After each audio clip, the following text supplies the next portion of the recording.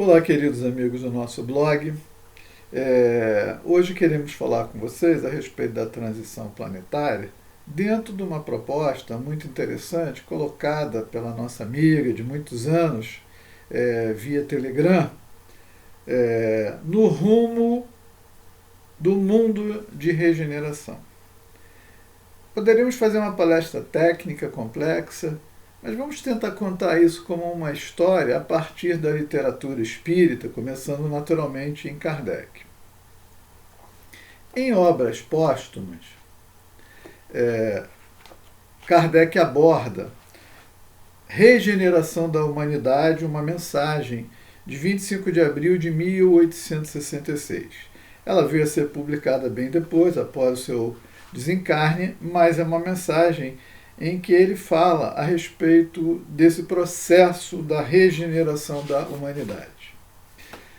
Naturalmente, 2 anos depois, na Gênese, no seu capítulo 18, ele cria Sinais dos Tempos, a Geração Nova. Vamos falar um pouco sobre isso. Inicialmente, eu me lembrei, quando a Judite me pediu que falasse sobre esse tema, de uma palestra que eu assisti lá na nossa casa original, Eurípides Barçanufo, uma palestra que foi feita pelo Gilson Bordalo, um dos dirigentes, na época presidente da casa, e ele disse assim, muita gente não entendeu. E quando a gente lê Kardec, nós compreendemos a afirmação dele. Disse Gilson o seguinte, que quando a espiritualidade decidir for o momento, ela muda o cenário em 2 gerações. E as pessoas não entendem isso, porque hoje, quando nós vemos a situação do mundo, a pandemia, o Brasil, tantas coisas complicadas, diariamente apreendem-se toneladas de drogas, violência, vício, confusão nas famílias, corrupção, tanta confusão, abandono, crianças, milhares em campos de refugiados, tanta ganância, tanto egoísmo, tanta coisa errada que a gente vê tanto no Brasil quanto no mundo, que as pessoas perdem a esperança, perdem as perspectivas, mas tudo isso, conforme o Gilson disse lá, era uma visão muito material, que as pessoas olham o corpo físico, as condições atuais. Obviamente, o que fica bem entendido através de Kardec é que a espiritualidade ela controla o censo demográfico de entrada e saída do planeta. Eu digo, de uma forma geral, os espíritos que entram e saem do planeta e também aqueles que encarnam e desencarnam. Existem organizações no mundo espiritual tratando disso especificamente.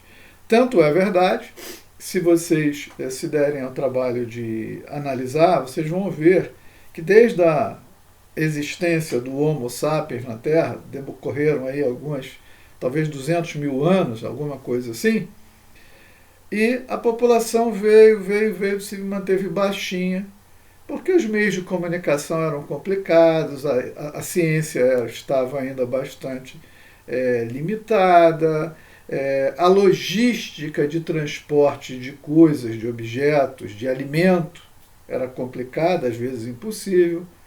E chegamos no ano de 1900 e o planeta, segundo os dados da ONU, tinha apenas 1,6 bilhão de habitantes espalhados pelos continentes. 50 anos depois, a ciência evoluiu bastante, os meios de transporte, e o mundo já tinha 2,5 bilhões em 1950. Isso encarnados que estamos falando. No ano 2000, esse número havia aumentado 200% e nós já tínhamos 7,5 bilhões de habitantes. Vocês podem ver que em 100 anos saímos de 1,6 para 7 bilhões e meio. Isso não se deu aleatoriamente, o nosso codificador diz o acaso não existe. Porque o planeta ofereceu melhores condições de alimento, de transporte, de moradia, de saúde, saneamento, uma série de coisas, remédios, vacinas. E aí, obviamente, a população pôde aumentar e continua aumentando. Mas isto se dá a partir da administração espiritual, de quem encarna, de quem desencarna, de quem entra e de quem sai do planeta. Então as palavras do Gilson Bordalo estão absolutamente certas, e eu quero enfatizá-las aqui, olhando algumas outras obras. Mas ele disse, em 2 gerações a espiritualidade muda o perfil do planeta. Óbvio, se nós estamos num momento de separação do joio do trigo, dos bodes das ovelhas, dos bons dos maus, o que está acontecendo é que a cada desencarne existe um processo de juízo final, né? Ou seja, uma separação daqueles que se enquadram dentro de um perfil proposto por Jesus desde o Sermão da Montanha, quando ele disse que os mansos e pacíficos herdarão a terra, mundo regenerado. Então Jesus já definiu o perfil do espírito que poderá viver, encarnar a partir de agora no planeta Terra. São aqueles que têm maior tendência ao bem, à bondade, à fraternidade, ao entendimento. Não são espíritos bons, são espíritos que estão caminhando para isso, mas já têm uma tendência. Obviamente, a gente deduz que todos os que não têm esse tipo de tendência, em que as más paixões predominam, o orgulho, o egoísmo, a violência, né? A criminalidade, né? De uma forma geral, esses não se enquadram neste perfil de mansos e pacíficos. Portanto, aqui não poderão permanecer. E se voltarmos a 2 gerações, estamos falando de 20, 30, 40 anos. Com 40 anos, se a espiritualidade, de uma forma natural, a cada desencarne faz a separação, e a gente sabe que os números indicam que aproximadamente 2/3 não poderão permanecer. Quando a gente fala 2/3, nós estamos falando da população do planeta, incluindo encarnados e desencarnados. Esse número varia de 24 a 30 bilhões, mas não importa. 2/3 não podem, não se qualificam, não alcançam um nível de desenvolvimento, de bondade, de amor para permanecer. Portanto, precisa ser removido para uma das outras moradas que o Pai dispõe pelo universo infinito. E 1/3 permanece. Então, 20, 40 anos em que predominantemente os espíritos vão desencarnando e sendo separados, e a partir deste momento, eu queria chamar a atenção do seguinte: o Evangelho fala dos trabalhadores da última hora. Lendo um livro muito, muito recente, deste ano, produzido pela equipe de Eurípides Barçanufo, em Sacramento, com o prefácio de Bezerra de Menezes, ele aqui já faz um convite à equipe de Eurípides para que sejamos trabalhadores da primeira hora. Depois eu vou voltar a esse ponto, tá? Ou seja, a última hora passou, porque a transição planetária já está em curso, como o próprio Chico havia dito, né? Que começaria próximo de 2018, 2019 e iria até 2050 e pouco, 57. Isso é um número aproximado. Também é bom a gente falar sobre isso, como a proposta do tema é no rumo do mundo de regeneração. O mundo de regeneração, obviamente, nessa seleção, nós vamos tirando aqueles que estão arranjando conflito e simplesmente permitindo que espíritos com maior amorosidade, tendência ao bem encarnem, o ambiente já melhora. Agora, existe toda uma responsabilidade que eu gostaria aqui de colocar sobre as costas dos espíritas. Por quê? Quando Emmanuel, A Caminho da Luz, um livro de 1939, e Humberto de Campos, Brasil, Coração do Mundo, Pátria do Evangelho. Esses livros são muito coerentes, muito consistentes. Neste livro aqui, A Caminho da Luz, Emmanuel mostra todos os esforços que Jesus fez desde o início da formação do planeta, e depois a sua vinda até aqui, finalmente os seus esforços diretos e outros que se sucederam através de missionários, no sentido de estabelecer uma sociedade fraterna que até hoje ainda não se deu. Então, Jesus trabalha sempre a médio e longo prazo, porque ele olha sempre a questão do espírito. Nós sempre pensamos a curto prazo, porque pensamos o que vai acontecer na terça ou na quarta da semana que vem. A gente está preocupado com o tempo, ele também está, mas dentro de um tempo divino, e não no tempo do relógio humano. E aqui ele coloca uma série de circunstâncias e mostra que muitos esforços foram realizados para que Roma disseminasse o cristianismo pelo mundo dentro das bases propostas por Jesus. Houve uma deturpação. Veio Maomé com um objetivo similar de, já que Roma não deu certo, vamos trabalhar na Ásia, no Oriente Médio. Também a coisa não funcionou como devia. E, finalmente, as coisas vêm, então, para as Américas, né? E fica muito claro que fica a América do Norte com a grande responsabilidade do desenvolvimento material e a América do Sul, particularmente o Brasil, com o desenvolvimento moral e o Evangelho.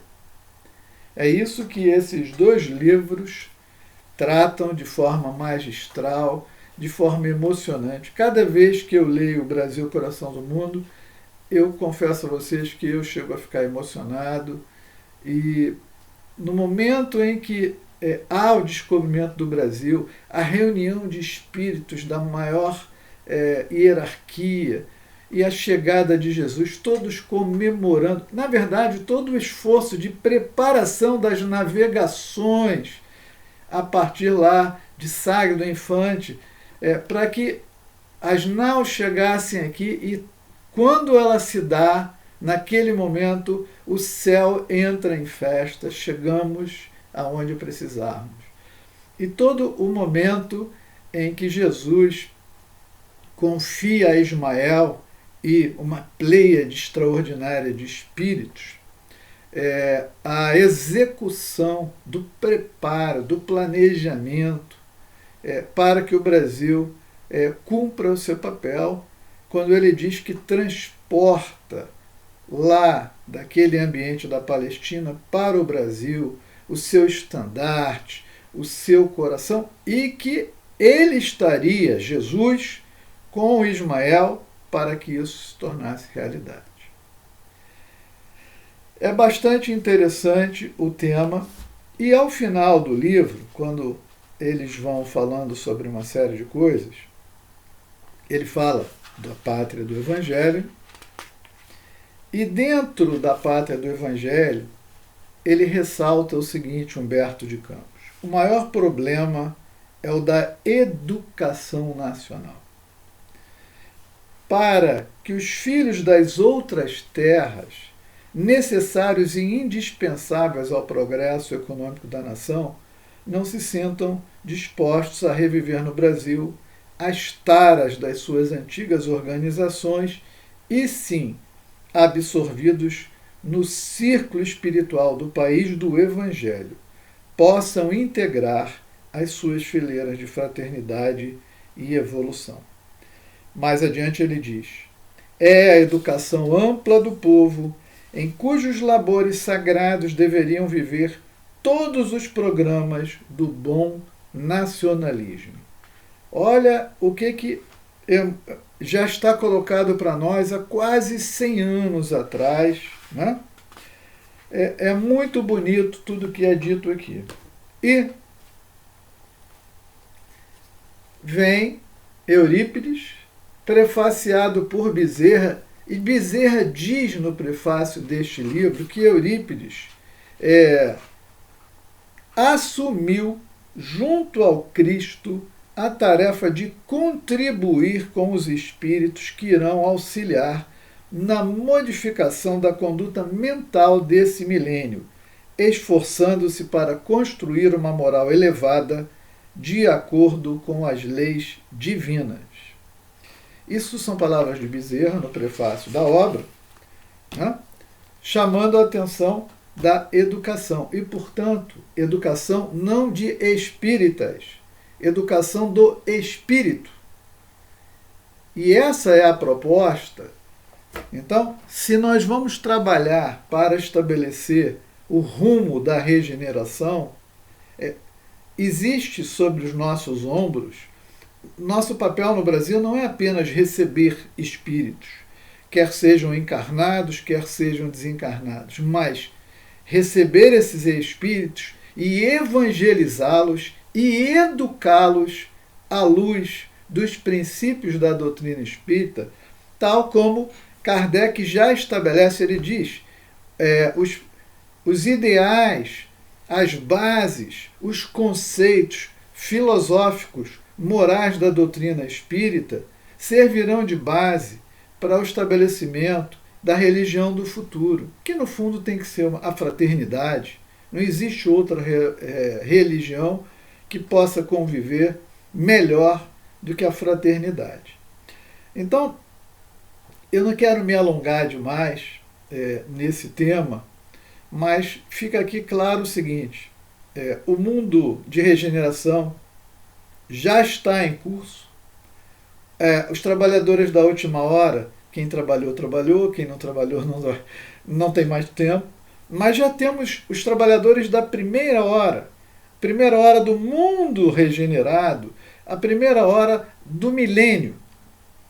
Então não é um momento de ficar de braços cruzados, é um momento, quem está aqui tem uma oportunidade única de colaborar dentro do seu ambiente familiar, dentro do seu ambiente social, dentro do seu ambiente de trabalho, ou seja, com a boa cidadania, com a integridade, com a moralidade, com o esforço, com o exemplo de uma pessoa correta. Aquilo que está lá no nosso Evangelho segundo o Espiritismo, né? O homem de bem, e logo a seguir o bom espírita. Então, vale a leitura disso, porque, como eu disse, todo o processo do Evangelho, a Boa Nova, ela continua novíssima, porque a maioria não assimilou, não compreendeu e nem mesmo de longe pratica. Por isso que a expectativa é de que da totalidade da população reste talvez 1/3 e que 2/3 não assimilaram. Então, se nós queremos, né, muitos de nós têm filhos, outros têm netos, se nós queremos garantir, acelerar este processo, não é tempo de ficar de braços cruzados, não é tempo de ficar fingindo que não é consigo. É um tempo de trabalho, é um tempo de luta, é um tempo de exemplo, de entrega. Olha que coisa maravilhosa a gente participar deste momento extraordinário, dando a nossa cota de contribuição. Que às vezes essa cota vai ser o fator que vai permitir a nossa continuidade nesse planeta.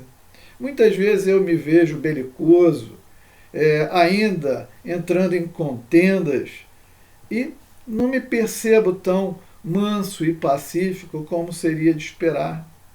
Então, esse trabalho de implantação desse momento inicial do mundo de regeneração abre perspectivas extremamente boas, oportunidades para todos nós darmos a nossa contribuição, fazermos a nossa parte. Se os amigos quiserem, nós podemos depois voltar nas obras de Kardec, obras póstumas, a Gênese, falar um pouco sobre todas essas obras que eu citei, mas elas são coerentes.